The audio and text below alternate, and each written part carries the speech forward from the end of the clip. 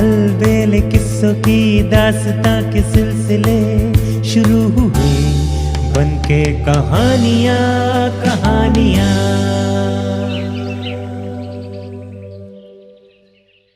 आइए सुनते हैं आज की कहानी धोखे की सजा। बहुत समय पहले की बात है। किसी गांव में गंगाधर नाम का मक्कार बनिया रहता था। उसे झूठा अभिमान करने, दूसरों को धोखा देने तथा उन्हें कष्ट में देखकर खुश होने की बुरी आदत थी। वो प्राय ऐसी हरकतें करता रहता था जिससे लोगों को दुख होता था। गांव के लोग बहुत भोले थे।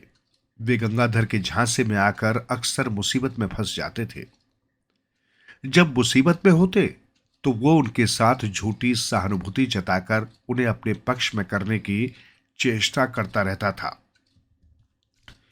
एक बार गंगाधर राजधानी में गया और काफी दिन बाद लौटकर गांव आया। राजधानी में जमीन का एक सौदा करके उसने काफी धन कमाया था। उसने गांव के लोगों को रुपयों की पोटली दिखाकर कहा कि इतना धन वो राज दरबार में कुत्ते बेचकर लाया है। अगर तुम लोगों में से कोई राजा के दरबार में अच्छी नस्ल के कुत्ते ले जा सके तो राजा तुम्हें काफी धन और सोना दे सकता है। गंगाधर की इस बात को कुछ लोगों ने तो नहीं माना, लेकिन अधिकांश लोगों के मन में धन कमाने की लालसा जाग गई। दीनू नाम के गरीब किसान ने तो ये निश्चय कर लिया कि वो इधर उधर से अच्छी नस्ल के कुत्ते ले जाकर दरबार में अवश्य बेचेगा और अपनी गरीबी दूर करने का प्रयास करेगा। किंतु समस्या ये थी कि दीनू के पास इतना भी धन नहीं था कि वो 20-25 कुत्ते खरीद सके। कुत्तों के जरिए धन कमाने की बात जब दीनू ने अपनी घरवाली को बताई तो उसने सुझाया कि उन्हें अपने खेत के बैलों की जोड़ी को बेचकर कुत्ते खरीद लेने चाहिए। दीनू ने ऐसा ही किया। उसने अपने बैलों की जोड़ी, जिसकी परवरिश भी वो मुश्किल से कर पा रहा था, बेच दी और उससे जो पैसे मिले उससे 25 कुत्ते खरीदकर उन्हें बेचने के लिए राज दरबार की ओर चल पड़ा। राजा के दरबारों ने दीनू को राजमहल के रास्ते में ही रोक लिया। उसे बताया कि यहां कुत्ते नहीं खरीदे जाएंगे। दीनू को ये जानकर घोर निराशा हुई। उसने राजा के लोगों से कहा कि मैंने अपने खेत के बैलों की जोड़ी बेचकर कुत्ते खरीदे थे। अगर मेरे कुत्ते नहीं बिके तो मैं बर्बाद हो जाऊंगा।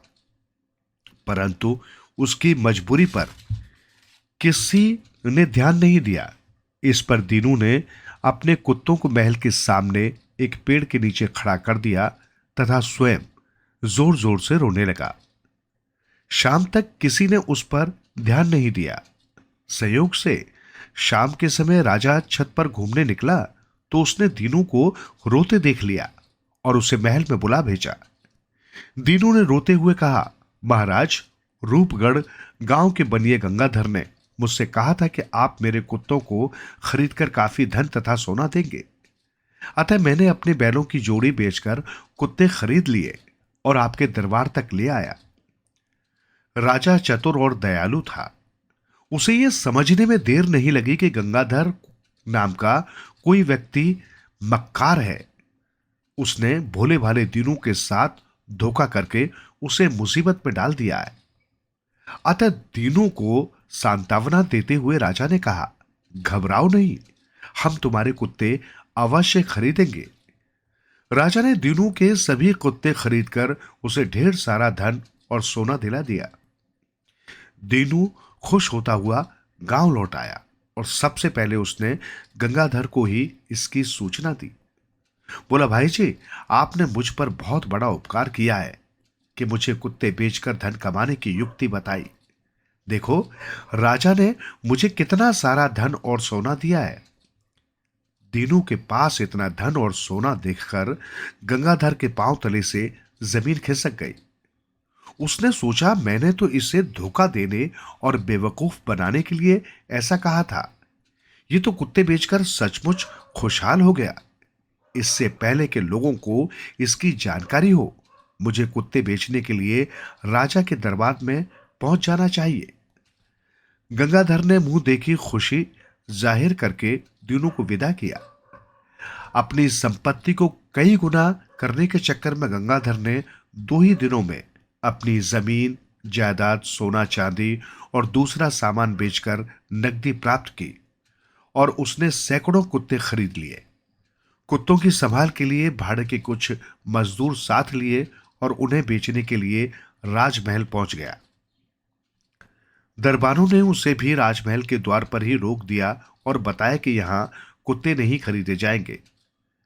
गंगाधर विशेष रूप से उत्साहित तो था ही, कुत्ते न खरीदने की बात और अंदर जाने से रोकने के मसले को लेकर वो दरबारों पर चीखने चिल्लाने लगा। उसने कई राहगीरों को भी इकट्ठा कर लिया। भीड़ देखकर कुत्ते भी भौंकने लगे। राजमहल के सामने भारी शोरगुल होने लगा। अतः राजा भी छत पर आ गया। राजा ने मामले की जानकारी करके गंगाधर को महल में बुला भेजा। गंगाधर ने प्रार्थना की, महाराज, मैं आपकी सेवा में खरीद हेतु विभिन्न प्रकार के सैकड़ों कुत्ते लाया हूं। राजा ने कहा, ठीक है, लेकिन अपनी जरूरत के कुत्ते तो हम पहले ही खरीद चुके हैं, इसलिए अब तुम इन्हें वापस ले जा सकते हो। गंगाधर राजा के सामने बहुत गिड़गिड़ाया, परंतु उसकी मंशा पहचान कर राजा ने एक न सुनी।